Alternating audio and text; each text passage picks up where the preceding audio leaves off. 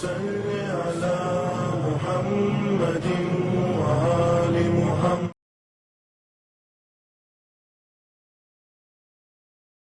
ماشاء اللہ لا حول ولا قوة الا باللہ العلی العظیم. اعوذ باللہ السمیع العلیم من الشیطان اللعین الرجیم. بسم اللہ الرحمن الرحیم. الحمد للہ رب العالمین والعاقبۃ للمتقین والجنۃ للموحدین والنار للعاصین والکافرین والملحدین.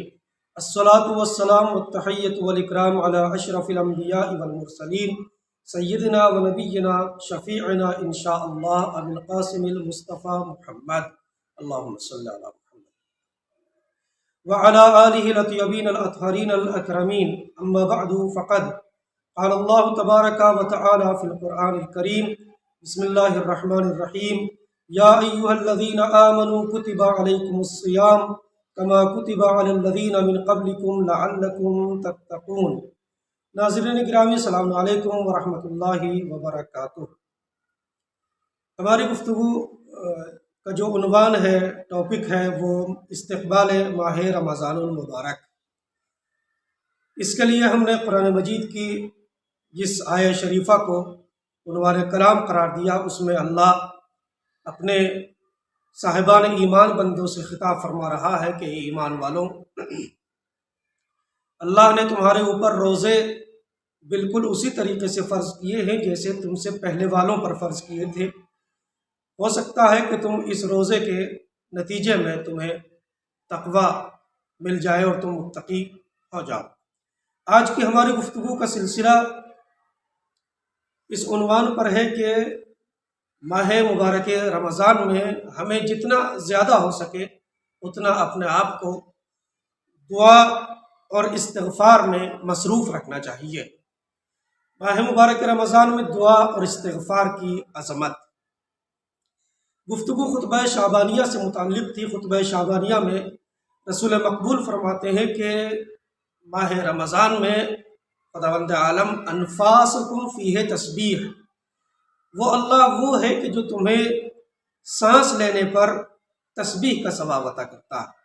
یعنی انسان اگر کچھ نہ بھی کرے ماہ مبارک رمضان میں، صرف سانس لیتا رہے تو اللہ اسے تسبیح کا ثواب عطا کرے گا.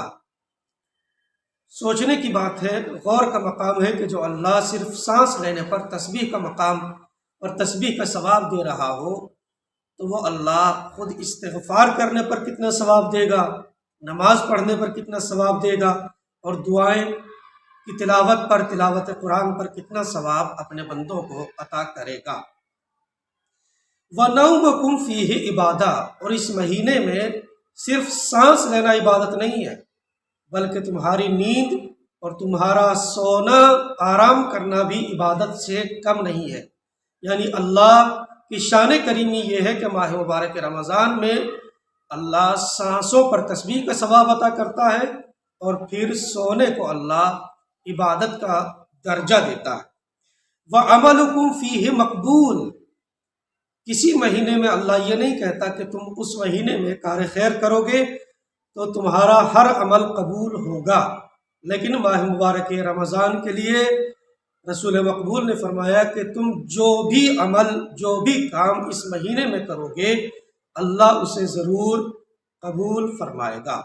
وَدُعَاؤُكُمْ فِيهِ مُسْتَجَابٌ، اور اس مہینے میں جو بھی دعا مانگو گے، جو بھی دعا کرو گے اللہ اسے ضرور قبول کرے گا. اسی لیے مولا کائنات حضرت علی بن ابی طالب علیہ السلام نے فرمایا علیکم بالدعاء والاستغفار فی شہر رمضان، تمہارے لیے ضروری ہے کہ ماہ مبارک رمضان میں دعا اور استغفار میں اپنے کو مصروف رکھو. مولا کیوں مصروف رکھے؟ کیوں دعاؤں کی تلاوت زیادہ کریں؟ کیوں زیادہ سے زیادہ استغفار کریں؟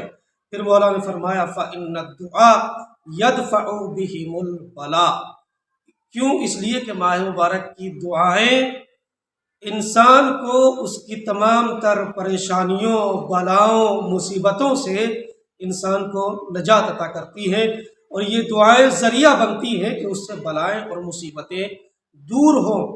وَأَمَّا الْإِسْتِغْفَارُ فَتُمْحَى بِهِ ذُنُوبُكُمْ، اور استغفار کے ذریعے اپنے گناہوں کو مٹاؤ، اپنے گناہوں کو ختم کرو۔ پھر اس کے بعد رسول اسلام نے اسی خطبہ شعبانیہ میں فرمایا، اے لوگوں اتقوا النار، اپنے آپ کو جہنم کی آگ سے بچاؤ۔ کسی نے سوال کیا، یا رسول اللہ اپنے آپ کو جہنم کی آگ سے کیسے بچایا جا سکتا ہے؟ اللہ کے رسول نے فرمایا، دیکھو اگر ایک مومن کسی دوسرے مومن کا روزہ افطار کرا دے تو سمجھو کہ اس نے اپنے آپ کو جہنم کی آگ سے بچا لیا ہے۔ سائل نے کہا، یا رسول اللہ ہمارے پاس تو کسی کا روزہ افطار کرانے کے لیے طاقت نہیں ہے، قدرت نہیں ہے، اتنا مال نہیں ہے کہ ہم اس کا روزہ افطار کرا سکیں۔ جبکہ یہ کہنا بالکل غلط ہے کہ ہمارے پاس قدرت نہیں ہے، ہمارے پاس طاقت نہیں ہے، اس لیے کہ دنیاوی رسم و رسومات اور دنیاوی خرافات کے لیے ہمارے پاس قدرت بھی ہوتی ہے، طاقت بھی ہوتی ہے اور مال بھی ہوتا ہے۔ مثلا شادی کے لیے ہمارے پاس قدرت ہوتی ہے، جہیز دینے کے لیے قدرت ہوتی ہے، اور ولیمے کے لیے ہمارے پاس قدرت ہوتی ہے۔ لیکن اگر قدرت نہیں ہوتی تو صرف اور صرف دینی امور اور دینی کاموں کے لیے جب دین کی بات آتی ہے تو انسان اپنی بے بسی کا اظہار کرتا ہے، بے چارگی کا اظہار کرتا ہے۔ اس نے سوال کیا، رسول اللہ ہمارے پاس طاقت نہیں ہے، ہمارے پاس قدرت نہیں ہے، ہم کیسے کسی کا روزہ افطار کرائیں؟ اللہ کے رسول نے فرمایا، اگر تمہارے پاس طاقت نہیں ہے تو ایک دانہ خرمے اور کھجور کی طاقت تو تمہارے پاس ہوگی، اگر ایک خرمے سے بھی کسی کا روزہ افطار کرا دو گے تو اللہ تمہیں جہنم کی آگ سے محفوظ رکھے گا۔ لیکن اگر ایک دانہ کھجور سے بھی کسی کا روزہ افطار نہیں کرا سکتے ہو تو کم از کم پانی کے ذریعے ہی روزہ افطار کرا دو۔ روزہ افطار کرانے کے دو فائدے ہیں۔ پہلا فائدہ یہ ہے کہ انسان کے گناہ معاف ہوتے ہیں، اور دوسرا فائدہ یہ ہے کہ انسان کو جہنم سے آزادی مل جاتی ہے اور جہنم کی آگ سے انسان اپنے آپ کو بچا لیتا ہے۔ پھر فرمایا رسول اسلام نے، ان ابواب الجنان مفتحۃ، یہ مہینہ وہ مہینہ ہے کہ جس میں اللہ فرشتوں کو حکم دیتا ہے کہ جنت کے جتنے بھی دروازے ہیں سب کے سب کو کھول دیا جائے۔ پھر رسول نے تاکید فرمائی، اے لوگوں خبردار کوئی ایسا کام نہ کرنا اس مہینے میں کہ جس کی وجہ سے جنت کے کھلے ہوئے دروازے تمہارے لیے بند کر دیے جائیں۔ وَإِنَّ أَبْوَابَ النِّيرَانِ مُغَلَّقَةٌ، اور یہ مہینہ وہ مہینہ ہے کہ جس میں اللہ جہنم کے تمام دروازے بند کرا دیتا ہے۔ اے لوگوں خبردار اس مہینے میں کوئی ایسا کام نہ کرنا، کوئی ایسا گناہ انجام نہ دینا کہ جس کی وجہ سے جہنم کے بند دروازے تمہارے لیے پھر کھول دیے جائیں۔ ناظرین گرامی، ضروری ہے کہ ہماری توجہ اس بات کی طرف رہے کہ اس مہینے میں ہم سے کوئی گناہ سرزد نہ ہونے پائے۔ اپنے آپ کو اس مہینے میں غیبت سے محفوظ رکھے، حسد سے محفوظ رکھے، بہتان اور الزام تراشی سے محفوظ رکھے۔ کیوں؟ اس لیے کہ اس مہینے میں انسان روزہ رکھتا ہے، اور جب روزہ رکھتا ہے تو خالی روزہ بھوک و پیاس کا نام نہیں ہے، بلکہ روزہ زبان کا بھی روزہ ہونا چاہیے، آنکھ کا بھی روزہ ہونا چاہیے، ہاتھوں اور پیروں کا بھی روزہ ہونا چاہیے۔ اسی لیے روایت میں ہے کہ رسول اسلام کے پڑوس میں خاتون رہتی تھی۔ خاتون بد کلام اور بد زبانی کیا کرتی تھی، لوگوں کو برا بھلا کہا کرتی تھی۔ ہوتا یہ ہے کہ جب انسان روزہ رکھ لیتا ہے تو اگر وہ کچھ کسی کو کہہ بھی دیتا ہے تو پھر جواب یہ دیا جاتا ہے کہ اس کو روزہ لگ رہا ہے، اس نے روزہ رکھا ہوا ہے۔ نبی کریم کے پڑوس میں یہ خاتون رہتی تھی، لیکن اس خاتون سے اس کے تمام محلے والے پریشان تھے، کسی کو بھی برا بھلا کہہ دیتی تھی، کسی کے ساتھ بھی فحش کلامی کر دیا کرتی تھی۔ ایک دن دیکھا کہ یہ اپنے پڑوس والوں سے، اپنے محلے والوں سے جھگڑا کر رہی تھی۔ رسول اسلام نے فرمایا، ایک خرمے کا دانہ، ایک کھجور کا دانہ اپنے دست مبارک پر لیا اور اس خاتون کی جانب بڑھایا، اور بڑھانے کے بعد کہا کہ اے خاتون، اس خرمے کو اٹھا لو اور اس کو کھا لو، اس کو تناول کرو۔ اس خاتون نے کہا، یا رسول اللہ کیسی باتیں کر رہے ہیں، میں نے تو روزہ رکھا ہوا ہے، میرا روزہ ہے، میں کس طریقے سے اس کو کھا سکتی ہوں؟ اللہ کے رسول نے فرمایا، اس روزے کا کیا فائدہ کہ جس روزے میں تمہاری زبان تمہارے اختیار میں نہ رہے، جس زبان سے تم روزے کی حالت میں دوسروں کو برا بھلا کہہ رہی ہو۔